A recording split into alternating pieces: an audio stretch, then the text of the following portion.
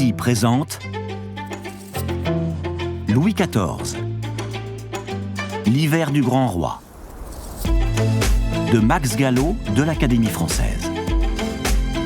Lu par Philippe Sollier.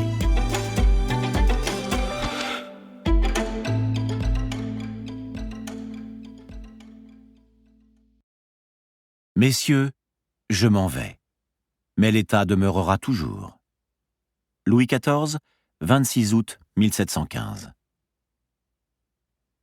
Si gît au milieu de l'église celui qui nous mit en chemise, et s'il eût plus longtemps vécu, il nous eût fait montrer le cul. Si gît Louis le Petit, ce dont tout le peuple est ravi. Anonyme, 1715. Pourquoi donc, insensé par les traits les plus lâches, jusque dans le tombeau troublez-vous son sommeil?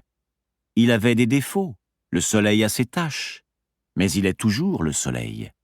Père de la rue, panégyrique de Louis XIV, 1715. Première partie, 1683-1686. Chapitre 1.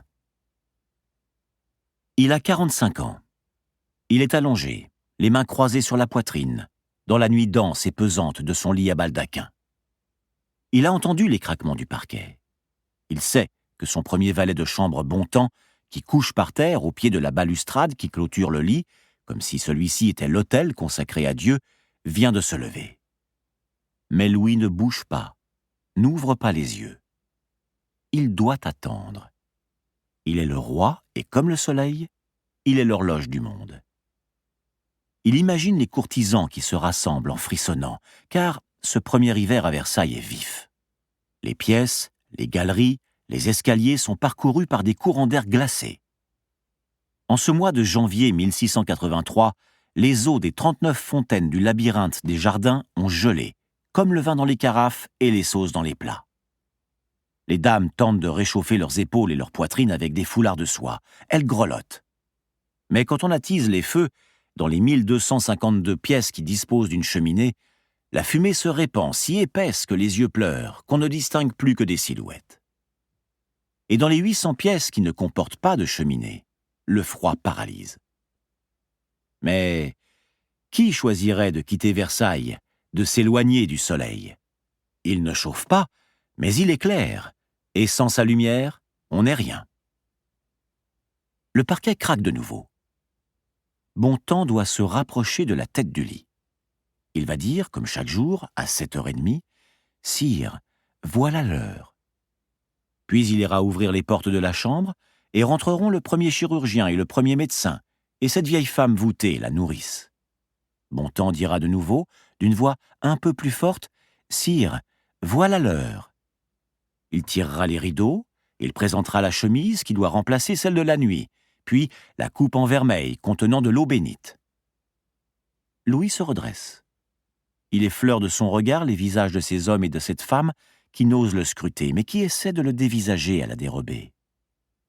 Tous font ainsi, cherchant à deviner son humeur, ses pensées. Et il doit demeurer impassible, impénétrable, sachant que tous le guettent, et qu'ils vont, du petit lever, les grandes entrées, où ne sont admis que quelques dizaines de gentilshommes, aux entrées de la chambre, où des centaines de personnes se pressent, essayer d'attirer son attention, d'obtenir un regard, un mot. Il doit, comme le soleil et comme Dieu, être inaccessible et mystérieux. Il est celui qui possède le pouvoir de changer les vies, en nommant à telle ou telle fonction, en décidant d'éloigner de Versailles, de faire enfermer à la Bastille ou dans une forteresse de province, ou bien en attribuant une pension, une charge fructueuse. Tous ici savent qu'ils dépendent de lui. Voici que s'avancent, après que le barbier, un jour sur deux, l'a rasé, les secondes entrées. Louis s'installe sur sa chaise percée. Il écoute les lecteurs de la chambre lire les nouvelles, les rapports. Puis c'est le moment du grand lever. Une centaine de gentilshommes, d'ambassadeurs, de cardinaux qui se pressent dans la chambre, cependant qu'on l'habille. Il lève lentement les bras pour que le grand maître des cérémonies lui passe sa veste et le juste au corps. Après, il s'agenouillera, puis, avant la messe de 9h, il prendra le repas du matin. Nous espérons que vous avez apprécié cet aperçu. Pour continuer à écouter ce livre audio sur Google Play Livres, utilisez le lien dans la description de la vidéo.